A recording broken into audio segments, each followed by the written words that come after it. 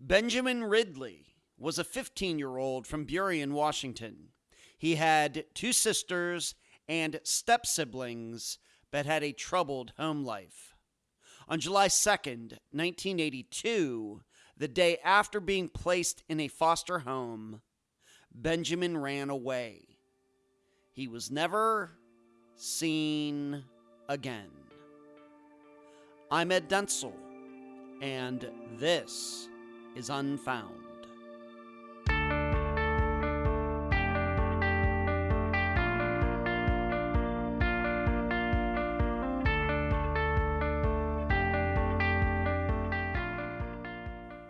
Even though I've sorta avoided covering too many child disappearances over the past 9 years for the reasons I've gone over many times, in fact, Unfound has featured more than I realized. Using the new database that is almost ready for public consumption, we've looked at 27 disappearances of children under the age of 16. Yes, that many. That's 7%. Like I said, more than I expected. However, really, there are only 4 that could be like the one Unfound is featuring today. Leanne Hosberg, New York City, 1999. Patricia Taylor, Tulsa, Oklahoma, 1981. Jennifer Perry, Marathon, Florida, 1993. Lucas Degerness, Prince George, British Columbia, Canada, 2007. That's it. The other 23, at least the way they are viewed right now, are different. But hey, as facts change, theories change. Well, with Benjamin Ridley, the problem is we don't have a lot of facts. But we will still learn what happens when adults fail. And now a summary of the case. Benjamin Ridley might be the most troubled child ever featured on this podcast. The previous title holder probably was Jennifer Perry. But unlike Jennifer, none of Benjamin's issues were of his own making. Pretty much from the day he was born, Benjamin probably never had a chance to have a normal life.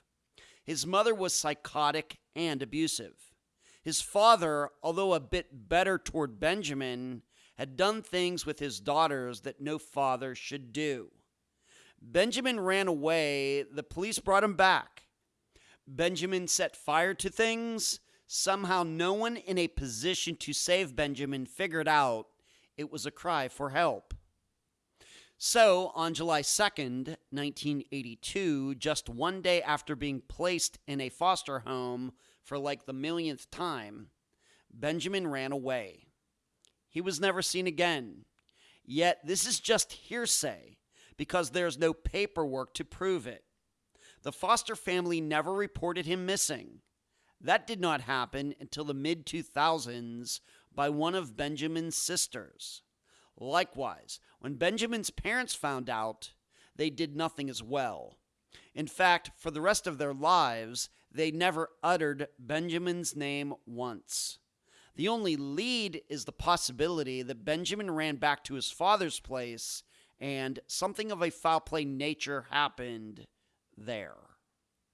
As I've stated many times as a 40 or 50-something-year-old adult, nothing amazes me more in discovering that old people are just as immature and petty and insecure and unconscientious as young people are. Really, I'm stunned. Contemplate whether this is something new to Homo sapiens, while you also try to answer these 3 questions during the interview. Number 1, are you open to the idea that something happened at the foster home causing Benjamin's death? Number 2, if Benjamin ran off, what was different this time from all the other times in that he was not found? And number 3, are you open to the idea that Benjamin is buried under a concrete slab in his dead father's backyard? Benjamin's sisters continue to hope he is alive in 2025. The guest for this episode is one of Benjamin's sisters, Rose. Unfound News. I continue to read the textbook from the UK regarding missing persons. Lots of stats, lots of studies. I'm highlighting quite a few paragraphs as I go. Next, as for the other book I'm reading, 2020 Vision by Pamela West, nothing so far that could be connected to Ray Gricar's disappearance, but the author certainly ripped off the unsolved murder of Betsy Aardsma. Finally, have you checked out the refurbished website, theunfoundpodcast.com? You should. I'm so happy to have on this episode of Unfound the sister of Benjamin Ridley, Rose. Rose, welcome to Unfound. Thank you. Let's start here. Of course, I think this is a big part of this disappearance, but we start here anyway when we have family members on, when I interview them for the podcast. Let's talk about your family, Rose. It's as it is with any guest, it's how much you really want to say about your parents, your upbringing. But my understanding, very rough, but it's up to you to determine how much you want to say about growing up in the Ridley house, your parents, of course, including Benjamin, etc. What can you say?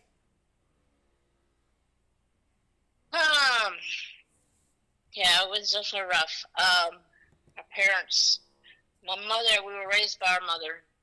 Our father and mother divorced when we were young. Mm-hmm. I was 3, he was 4.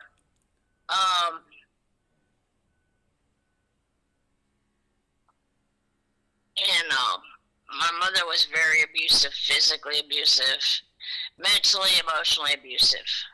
A lot of it was physical. Mm-hmm. Our father, he was basically a quiet man. He didn't make a lot of noise, but he was abusive as well. And then our stepmother, because our father remarried, was pretty much good to my sister and I for the most part. But she was emotionally, mentally abusive towards our brother. So he would run away from trying to escape all the abuse. How many kids? We should go over. How many kids were there? You have a sister. Any other children? 3 children? More children? How many children? Okay, my mom had 3 children, which is my sister was the first, and my brother and I. Okay. And then my stepmother had 3 boys of her own. Wow. So we had 3 stepbrothers. Okay. Come on. Anyway, so when I was little, young, my father had fondled me, and my brother had walked out of the room and sighed and got yelled at. I had to go back in the room because we were in the room playing, and my father called me out in what used to be where his office was, because he had his own business, that he ran out of his home. And his office was right across from the bedroom at the time. So that was, I think I was about, 6 or 7, so that would make him about 7 or 8 or so. But we were raised by our mother, so most of it was there that it happened, and the physical abuse, and he would run away, like I said, to escape from the abuse. Often. He actually talked me into running away with him one time. I was young. I don't know how old exactly I was. I just remember I was young. We went all the way from West Seattle down to about, I don't know if it was quite in the middle of the viaduct or whatever. It used to be called the viaduct. They changed the name of it now. Which was, when I looked it up, it was good 9 miles. Wow. I think just to the viaduct. I don't know how I walked so far. Huh. But he was a walker, that's for sure. Yeah, that's what you told me. Yeah. And he would, so I don't know how far he would run away to, but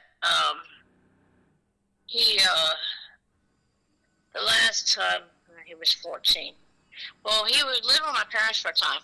I'll not forget that. He lived with my parents for a time. And when he lived with my dad, my dad for a time. When he lived with them, he attended school. I think he was 12 years old.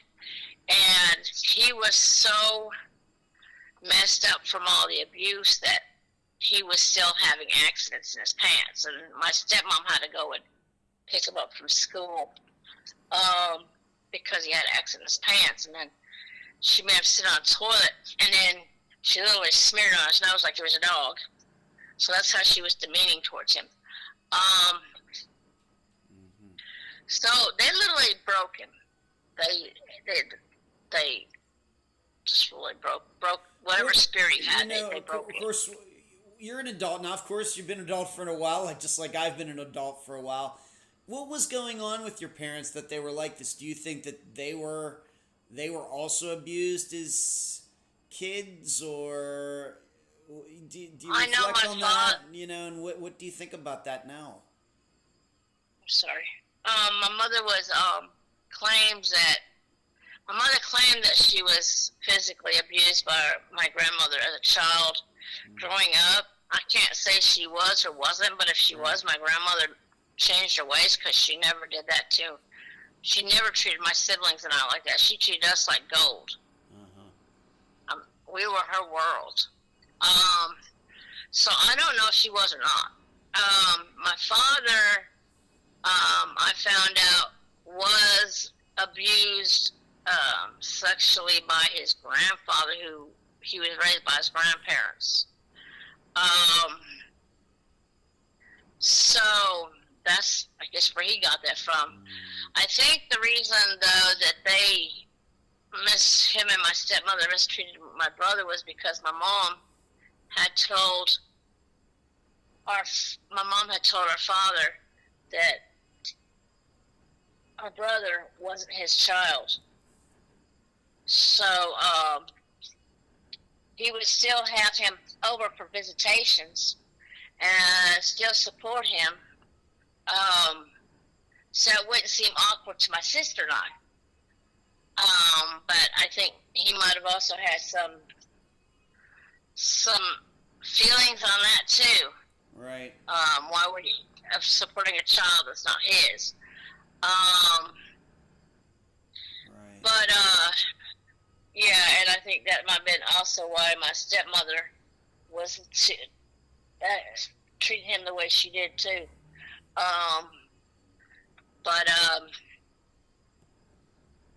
So he had all this, and like I said, they had broken him.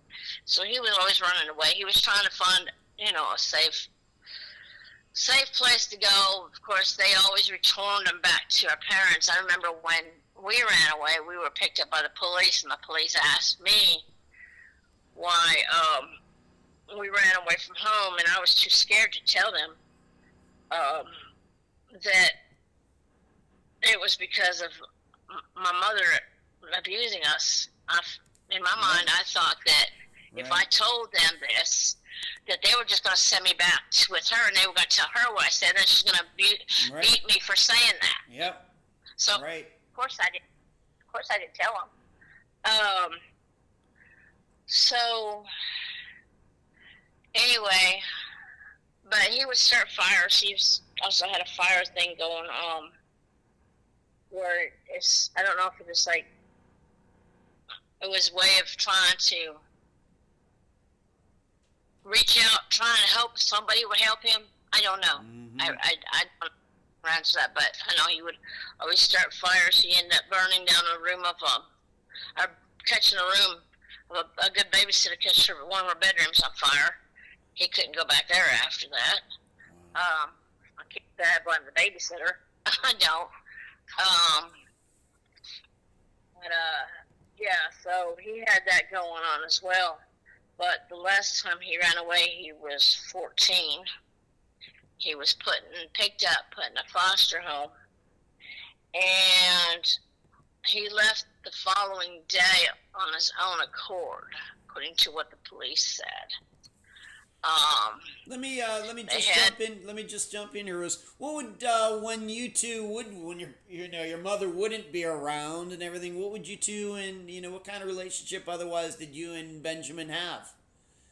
Him being your older brother, what kind of just the interactions between you two? Obviously, the one time you actually ran away with him, but what kind of a relationship did you and him have? Were you close? Most of it I don't really remember. I know when we were young, we were close, yeah. But my mom really didn't go anywhere. She didn't work. She raised us on welfare. So she didn't, it's not like she went to work or anything like that, or she was gone anytime. She was always there when we were growing up for the most part.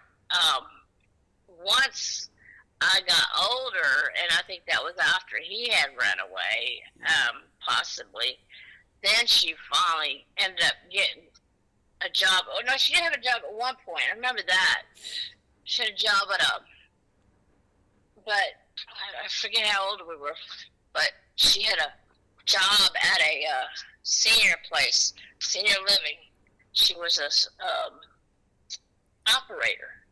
So they had like this old phone thing that you had to connect to these wires and stuff, and she ran that. Because I had to go to her job to get some money from her one time for something we needed from the store. But other than that, I don't remember her, and I don't even remember how long it lasted that she worked there. But other than that, during childhood, I don't remember her working anywhere.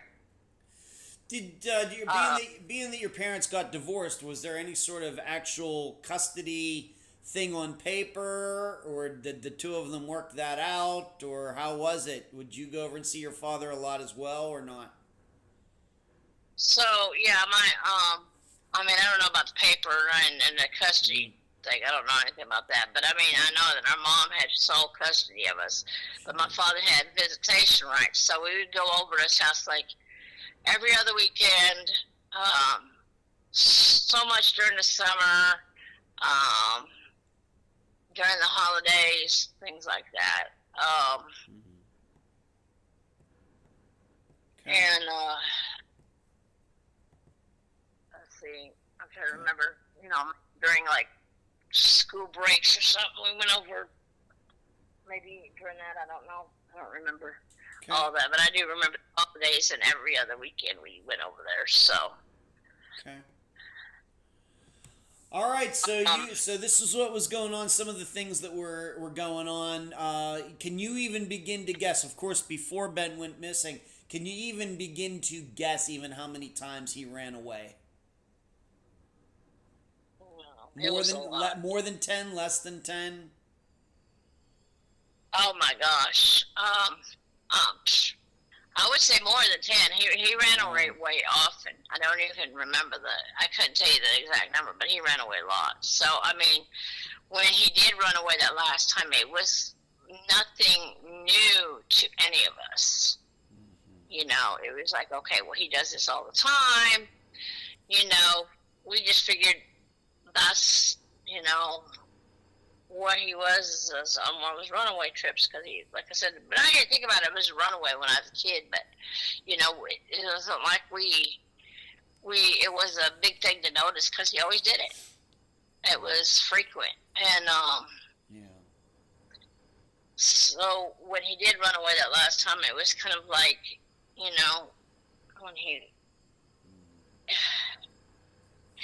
it wasn't nothing new, so we was like, when he didn't come back, right, or when he got put in foster home or whatever, we didn't, it was nothing that raised a flag to us because, like I said, he was always running away. Right. So, but we need to be clear, though. He didn't actually run away from your father's house or your mother's place. He actually ran away from a foster home, right? Initially, he ran away from my mom's house. Okay. Then he got picked up and put in the foster home when he was picked up by the police. Yeah. And then he was there for only like one night. Then the next day he left on his own from the foster home. And that's when he actually disappeared. Yes, and the foster home wasn't far from my father's house.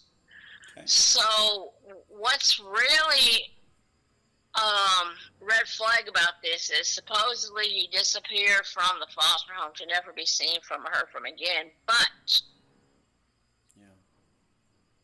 my mother said to me, and I don't know if she told my sister the same thing, she said that he ran away from the foster home because he got tired of the foster mom telling him to quit hitting her daughter. Mm-hmm. Now, if he had never been seen from or heard from again, how would she know anything about that? I don't know. Well, let me ask you this. The way you understand it, I understand you were a little girl when this all happened. Had he ever been put with this foster family before, or was this the first time with that particular family? Do you even have any idea? I don't know. They don't release any of the information of the foster homes to anybody. Right. So I don't have a clue where he was. I don't know if he's ever been there before. I don't think he had. I think that was the first home in Burien that he was placed in, but I don't know for a fact. Okay. And how did you find out that how did you find out that he ran away and, of course, did not come back? Did you find out right then? Did your mother tell you? Did your father tell you? How did you find out as a little girl that he had run away from this foster home and was missing? I think I was 13 at the time. I didn't find out anything from my parents. Like I said, my son and mom told me. And then my stepmom, because they knew they had they wanted us to think that he was out there somewhere.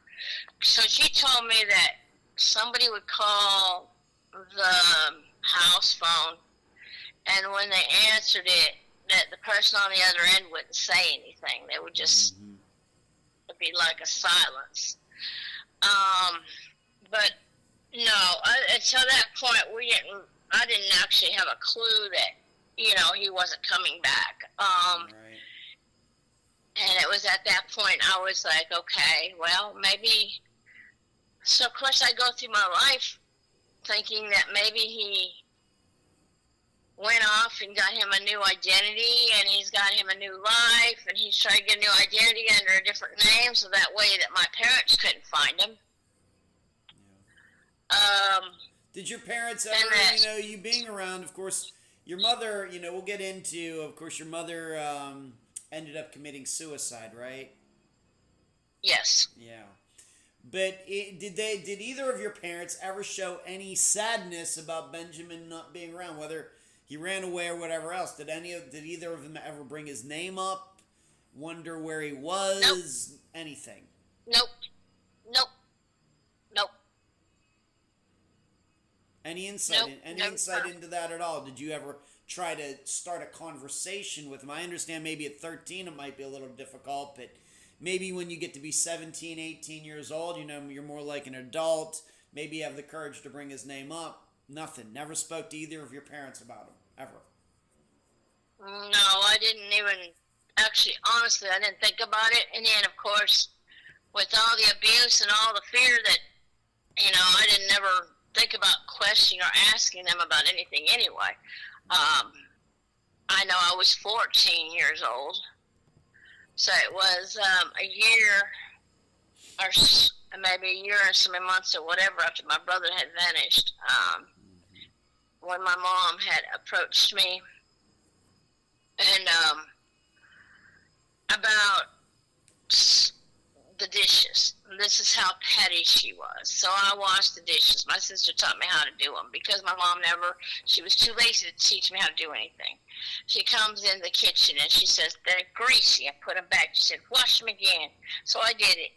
She did this 3 times total. And then the last time, she was just so infuriated. She was literally in my face, in my space, and she says, don't you know how to do anything? And blah, blah, blah, blah, blah. And I was like 14 years old. There's not a 14-year-old who doesn't know a curse word. Even back then, I knew everything.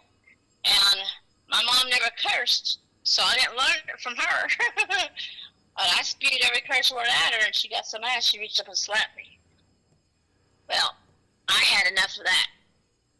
And I just turned around and I pushed her out of my space and out of my face. And she would never put her hands on me after that. She was scared then. She was scared that I was going to, right. I don't know if I could call that, but I was going to lose it and I was really going to hurt her, so she wouldn't, she would touch me after that. But yeah, I just had enough of it. I had enough of her abuse and hitting and abusing us, and I've got scars. My sister and I both have scars from the abuse, where she took a cord and beat us up and down, and growing up. So yeah, but my brother he just, like I said, they had broken. I think my stepmother was the tip of it. While my father, I don't know what all kind of abuse he did, because he never did it in front of us, but I'm sure there was some abuse there that he was putting him through because he wasn't his child, whatever. But yeah, I think once my stepmother, that was it. He couldn't take it anymore. Okay. So just to come back to my original question, so Benjamin, his name never came up with either of your parents ever again? They never talked. That's what I was saying. They never talked about him. They never. They didn't act like they missed him. Nothing. No emotional. Nothing behind it. Nope. What about your sister, and what about those other stepkids from your father's next wife? You ever talk to your sister about Ben? You ever wonder where he is, or how about that? Okay, so honestly, if we did talk about it, I don't remember. Okay. I'm not going to say we did or didn't, but I don't remember. I have so many memories that are suppressed from the abuse, I think. But yeah, I don't remember if we did or not. I know that as time went on, and by this time we're adults, my sister tried looking for him by his Social Security number. She did years of searching, and finally she says, well, should I try searching here? I said, well, I guess if, So finally she comes, I think it was 2008. So I'm not sure the exact month, but she says to me, she said, I've exhausted all searches. I don't know where else to search for him. Should I report him missing? I said, well, if you don't know anywhere else to search and you've searched everywhere you think of searching, yeah, you should report him missing. And that's when he was reported missing. From 1982, he was never reported missing by the foster parent, by my father, by my mother, by my stepmother. None of the adults had reported him missing. None. So... Wow. He didn't get reported missing until 2008 by my sister. Yes. Did your sister, to your knowledge, of course, I know you have your own life to live. Your sister has her own life to live. Do you know if she, and maybe we just need to put this in, your mother committed suicide, but she committed suicide somewhere in the 1990s? I don't remember the exact year. Okay. But it's been a while. It's been a while. It was before my father and stepmother passed away. Stepmother, I think it says, according to the headstone, I think it said my father passed away in 2008, November. Yeah. Okay. And my stepmother, I think it says 2006, was 7 or 8, 6, 6 or 7. But I couldn't tell you exactly what year. My mom, I could have been, I don't know, because 2000, I don't know. I do know that it has something to do with my son. So my mother wanted to reach out to all her grandkids and play the sympathy card on them, tell them how she had a stroke. I have a real problem with that because my one daughter, even though it's minor, not major, she's autistic. Okay. So she didn't need to know that because she doesn't have the capacity to think like us regular people and process it right. And so anyway, well, she went to my son, was the last one I guess she found. And she asked him how he was doing, and he said, okay, you're good, or something like that. And right after he said that, he blocked her because it was on Facebook. And it was during the night, that she had killed herself. Wow. And I asked my son if he did that, and he told me, he said, yeah, I probably did. He said, I'm sorry. I said, you don't owe me an apology. I said, I learned from my therapist that victims have the right to own their own feelings, and I own my own feelings. And she had no mercy on us when we were kids, and she was beating the hell out of us. I have no mercy on her or her death. And so I told him, you don't owe me, and I didn't tell him that exact words, but I told him, you don't owe me an apology for that. I said, I'm good. I'm good with it. I really am. So, yeah. Okay. And do you know if your sister, being that you had been talking to your sister about this, do you know if your sister ever attempted talking to your father about Benjamin and trying to find out what happened to him and anything like that? Do you know at all? Okay, so now I don't believe so. The reason, I don't know if she did talk to him about it. I don't know. I haven't asked her. We don't really have a great relationship between her and I, but I know that she said that the last time she bothered talking to them, because I cut them off a long time ago. I cut them off over 30 years ago because of what he did to me. I couldn't I can understand. continue having a relationship with him. And but she continued having a relationship with him because she said that she owed them money, and she didn't want them to say that's the reason that she said what she said about my father to my stepmother. So she wanted to pay that off first, and they couldn't hang that over her head as the reason. What brought it about finally, I guess, so right around the time that the missing persons report was filed, your father was just about dead or had already died, somewhere around there? Well, I say he died, I think, in November. I don't remember what month. I think she reported it in the summer, so he was still alive at the time she made the report. Okay. But he had Alzheimer's. So I don't know if he remembered anything, but I don't think they even went and investigated and even spoke with him.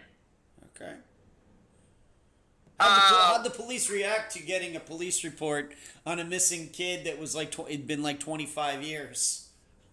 I don't know. I wasn't there when she did it, so I don't know. I know she said that when she made the report that she gave them her DNA, so they have that on file. Okay. So, but here are my theory about what happened. Well, let's we can hold on. I don't mind doing some theorizing eventually, but your father, you had stated that he that Benjamin had been at this foster home, and you had said that your father at least, with his new family, didn't live that far away. How far away is it? I don't know. in walking distance, driving distance, but you think it's pretty close. I was told it's close. Burien's not big. He probably walked there, considering that we walked over 9 miles when we were a kid. Yes, right. He probably walked from the foster home to his house. So, right. yeah. Right. All right, so you don't know exactly where this foster home was? No. You don't know the exact address, but you do know, because you've shared the address with me, and we don't want to go through that now. We want to keep that off the record, I think, for now. But you do know where your father lived at the time? Yes. Okay. Gotcha. All right. Yeah, he bought that house. I looked it up. He bought that house, I think, it says in the 70s. I might have been, I think, 9. So if I was 9, that would have been 78. Okay. Yeah, and he kept that house. Okay. So, to the theorizing, can you imagine a situation where Benjamin doesn't want to be in this foster home? Like you said, he left after one day. That is the understanding now. And that he might have gone to your father's place because it wasn't that far away. Can you imagine him doing that? Oh, yeah. Okay. Yeah.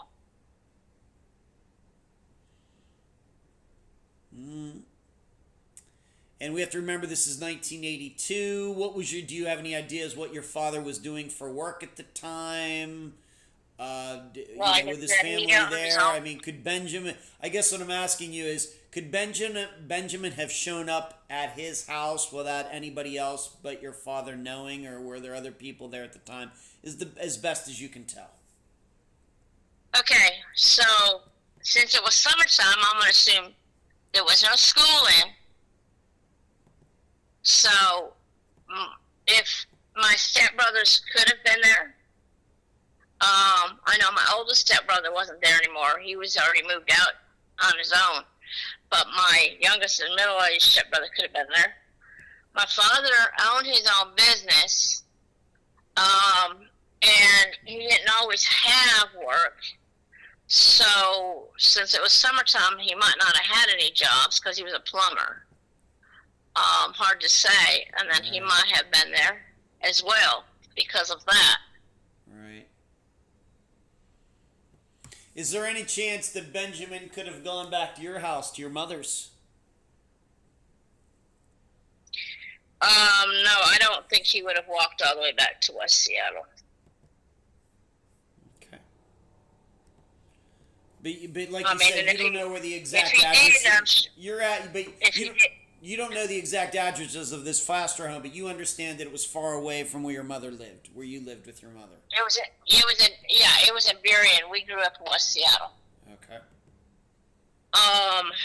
If he would have gone back to my mother's house, I'm pretty sure that my sister and I would have known about it. Okay. I'm not really sure. If that was during the time that she was working then or not. My mom, she might have been, but I'm sure my sister and I would have known if he would have showed back up there. And let me ask you once again. I'm just trying for myself and for the audience. I'm trying to get an idea of Benjamin's runaway patterns here. Your understanding, once again, when he would run away, of course, all these times that he ran away and didn't disappear, would he always come back eventually on his own, or is it your opinion that your insight is that he would have to be picked up to be brought back? I don't really know all that for all the years. I do know at one time he was in therapy. And the reason I believe that he was going through therapy for the abuse, and I don't know what all he told his therapist, obviously, because I wasn't there, I think was court-ordered, because I remember at one point my mom took me with her, because I think it might have been in summer or something. We had to go to court for him. She had to go to court for him. So the therapy might have been court-ordered. Right. But once again, your understanding, when he would run away, it would be like the police would have to bring him back. It's not like he'd run away for a couple of days and then come back on his own, or what? I don't think he ever came back on his own. I think he was always picked up, put in a foster home, or picked up and brought back to the house, or something like that. Yeah, I think he was either brought back by the police, or he was put in a foster home and then brought back at a later time. Okay. Do you think that he would have run to your father? Of course, given your father and the way your father was, it seems unlikely that he would have, if he ran away from the foster home, that he would have gone to either of those places. But what do you think? I think he would have went to our father's, because I don't think it was as bad at our father's house as what he was used to dealing with it with our mother. But I mean, that's just my theory. Okay. I gotcha. All right. Now, you did say that your DNA was taken. My sister's was, yes. I had mine taken. Okay. Yeah, I had mine taken, but it's not at the police department. Mine's only on Ancestry.com. Oh, is it? All right, that's fine too. Okay. Was it ever, the thing is, I'm thinking about the DNA though, was it ever actually proven that Benjamin was not your father's son? Is that true? Or is that just a rumor or what? Okay, so on that, it wasn't proven. It wasn't like DNA was taken or anything. Now, when I look at the pictures that they've done, the age progressed pictures of him, he doesn't look like my father. I wouldn't think he was my father's child, but that's just my opinion about it. There's no proof behind it. Because I guess, being that we're talking about DNA, if he was not your father's child, then, the DNA might not match up as easily, being that you and your sister are your father's child, that his DNA might not match up as easily if he was somebody else's son. Right, I thought about that, but then I also know that they can still match it up, though, because, there's other ways of making that out. But that's like I found that out through Ancestry. That's what Ancestry showed me, was how you can find out people who are related, like all these different. And I'm like, well, if they could figure that out, they should definitely be able to figure him out. So if they found it, so. All right. When did you talked about your sister, and you said that I guess these days you and your sister don't get along as well. I think everybody out there can understand maybe something like that. We've all had that happen once or twice in our lifetimes. But what was it regarding your sister and yourself that you took it upon yourselves to try to figure out what happened to Benjamin? What was it? The curiosity, or did you really think? Do you still think he's out there a lot? What was it maybe back in the 90s that got you motivated? That I couldn't tell you. It was my sister is the one that tried to find him. She's probably curious when I'm like, well, if he's, alive, I'm sure, we'd like to have a relationship with him, and then maybe, she's like, oh, I want to try to find him, and she probably was hoping like me that maybe he was out there alive somewhere, and then she would find him, and then we could reconnect. Right. Sure. That's right. That's right. But yeah, so she's the one that did that. So I just assume that's the reason. And then you I guess, hey, you're the one I'm interviewing today, so you got involved eventually as well. Oh yeah, I've been trying to get it out there. Get the so my friend. This is where I really, really started looking. So my friend, I told her my sister's theory, and she said, you could download this app, and it'll give you a sky view look of the property. And I'm like, really? She's like, yeah. She told me, so I downloaded the app and looked at the sky view, and I saw, and I'd already watched something about a woman who gave up her daughter as a baby, and then the baby got killed, got buried in the backyard of this house, and this guy was a serial rapist and all this. And anyway, she finally ended up digging up the ground, but the ground she looked at showed this patch. So that's what I was looking for, and on my father's property was a patch, and I found a patch. And I thought maybe, in my mind, that's where my brother's remains could be, because it looks similar to the patch that, what I saw.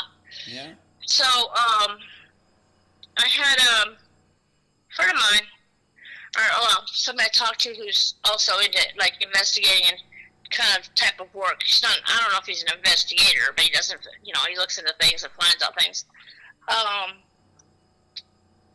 And he looked on the ground and he did geological type search the property from over the years. He said there's like certain damage done to it, but it doesn't look like anything that's been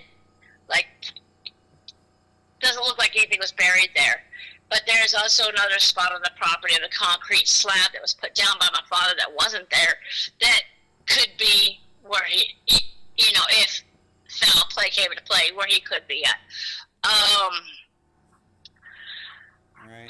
So what I was going to say along the line of that, what was I Well, say? yeah, well, I've seen, and you take a moment there, Rose, and you've actually sent me the address, and I've checked the property out for for myself, looking at from street view, and using historical imagery on Google Earth. You can go back some years, and that pavement has been, that piece of concrete slab has been there for at least like 20 some years, and really it doesn't look like it's ever been used for anything. Right. Well, like I said, it never used to be there when we were growing up, though. Yeah. So that means he had it put down. Why would you have a concrete slab put on your property for nothing? But I agree with you. So I guess what we're saying here, being that you brought up theorizing a little earlier in our talk here, and by the way, everybody, we're doing this interview on October 15th of 2025, that you are entertaining the idea that Benjamin ran away from his foster home, went to your father's, and maybe something happened there. Yes. That's an idea that's in your head that you're trying to look into right now. Yes. Okay. Okay. And it should be known, that, of course, that your father's deceased, now your mother's deceased, and somebody else not connected to your family owns that property now, right? Yes, and somebody's renting the house. That's what I was going to bring up, I think, too. Go ahead. Tell me. So, I don't know if I sent that proof to you or not, but one of my stepbrothers has changed, gone by multiple different names over the years. Oh, yes. And at one point had gone by a completely different name altogether, different first name and last name. Huh. Any explanation? Ever asked him about that? Anybody have any insight on why he would do that? I don't talk to him. It just definitely raises suspicion for sure. He was never, he was not the kind of person to get into any kind of illegal activity as far as I know. He always had stable jobs. He was a manager at one point. So it couldn't have had anything to do with that. Mm-hmm. Okay. So I just kind of think that he's done it to try to, in my mind, with what I'm thinking about with that property and stuff, that he might be trying to stay in hiding. One of your stepbrothers for some reason. Or yes. Okay. Are you open to the idea that Benjamin somehow could have run away in 1982 and found his way and, became, made it in? I mean, who knows? I mean, it's been 43 years since this happened. A lot of things can happen. But are you thinking that it is possible that he could have lived out into the 80s, into the 90s, even longer than that? Benjamin could have, if he successfully ran away. Like I said, I always thought about that. I always thought maybe he, like I said earlier, and during this interview, I thought maybe he went and got a new identity under a new name to stay in where my parents couldn't find him. I always hoped that. But once I saw the view of that property, my heart just sank. It was almost like I knew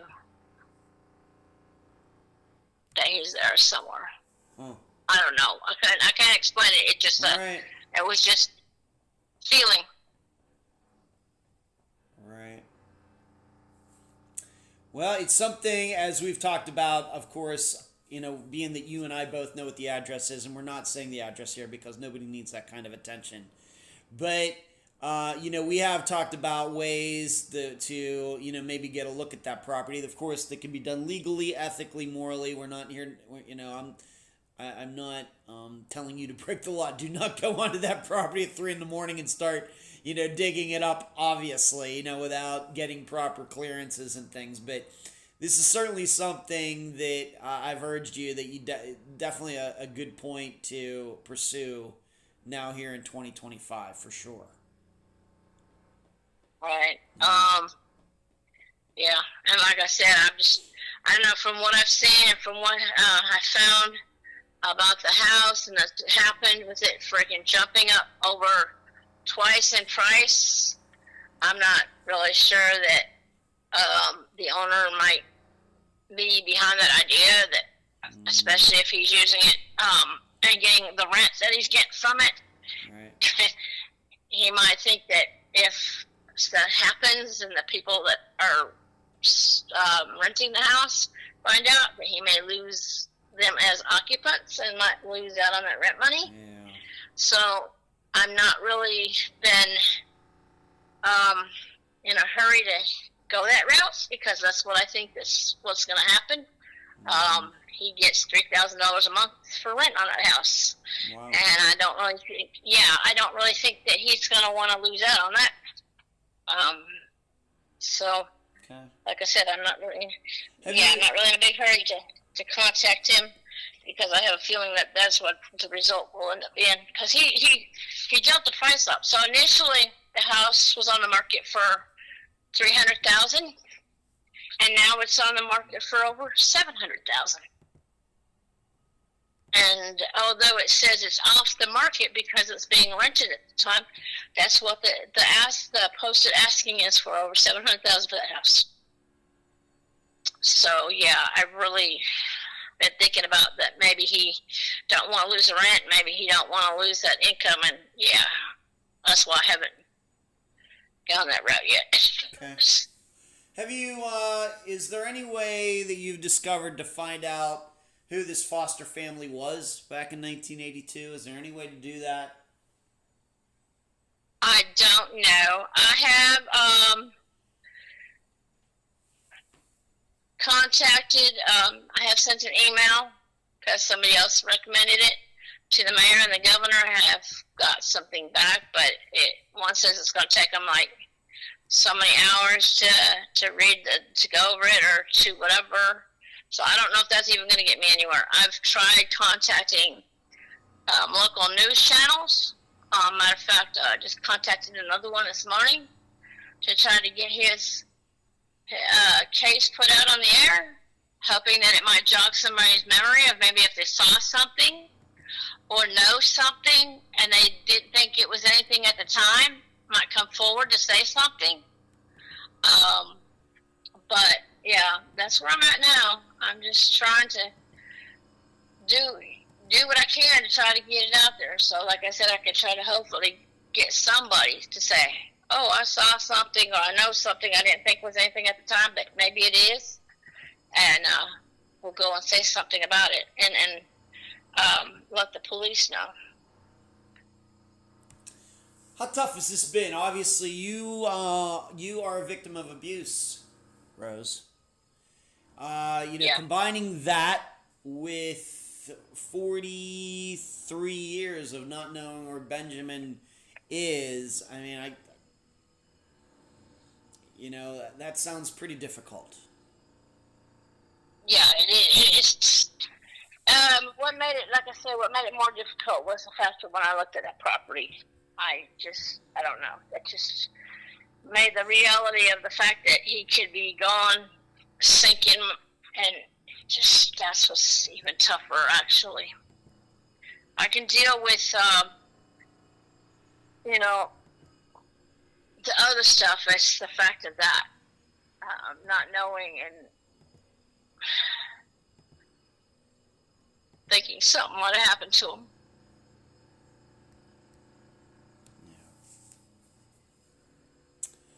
Do you have a Facebook page, website, anything like that set up for Benjamin's disappearance? How can people, if they think they know something or want to help, how can they contact you? I have a Facebook page. In his name, it's called Benjamin Ridley Missing. Okay. And you run that yourself? I do. Okay. Benjamin Ridley Missing, and it's on Facebook, and you manage that page.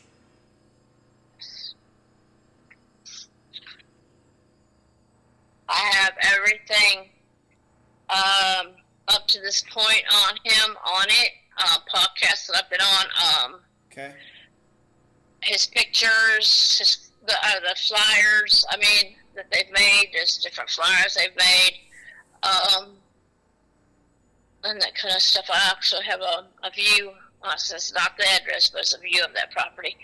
But yeah, I have that all. Okay. Rose, they're on his page. Okay. Rose, any final words before we complete this interview?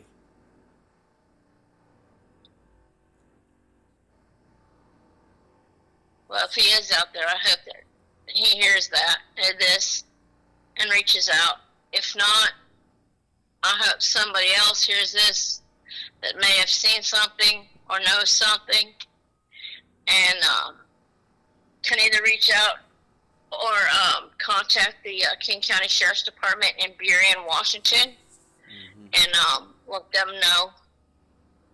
It is the one in Burien, Washington. There's two King County ones. I not remember what the other one is, but it is the one in Washington State. What kind of I should ask you this? What kind of relationship or what kind of communication do you have with the police department there regarding Benjamin's disappearance? Okay, so I called them back. I think it was in March. I was basically guaranteed that they would take the cadaver dogs out to the property and they would do a search. And he said that if he found anything or not, that he would call me and let me know. Well, I never heard anything back from them, so I called to complain. And then I called them again. When I called to complain, they actually had the investigator call me back, which was, I have just pulled it up, so I have the date here, which is September. And so from March to September, I hadn't heard nothing. Then he called me back and he told me that they're been really short-handed, short-staffed, and he hasn't had time to go out there because he has to go out and ask people that are renting the house if it's okay if they search the property. And he hasn't had time to do that because he's been going to court for some other case or something. And I did see on their page where they're doing, I guess it's virtual training or something. So they are going to be hiring a bunch of new officers in there. He said then when they do that, which should be sometime in the beginning of this next year, then he will be on just cold cases, and then he'll be able to have the chance to go out and do that. So that's where I figured it's sitting at. It's probably the beginning of this next year. Okay. Good. I'm glad, of course, for disappearance is 43 years old, as you would probably guess. Usually, a lot of times, difficult for families to get the attention of the police. So I'm glad that you've had some communication with them this year. That's encouraging to me. That's encouraging. Okay. Rose, appreciate you being on this episode of Unfound. Thank you. You're welcome. And that was my October 15th, 2025 interview with Rose, sister of Benjamin Ridley. I thank her for joining me and all of you on this episode. If I wanted to be very explicit with the title of this episode, I could have called it Old People Doing Bad Things. And of course, I mean Benjamin's parents. Not only did they ruin his life, but they made things very difficult for Rose and her sister as well. Likewise, they didn't care if Benjamin was around or not. But those are easy points to make. What about the other old people in Benjamin's life? How about that foster family? Seemingly no report filed on Benjamin, as you heard in the interview. He was not put on NAMUS until 2017. Who are these people? If they had their own kids, where are they? They might be able to add something to Rose's search.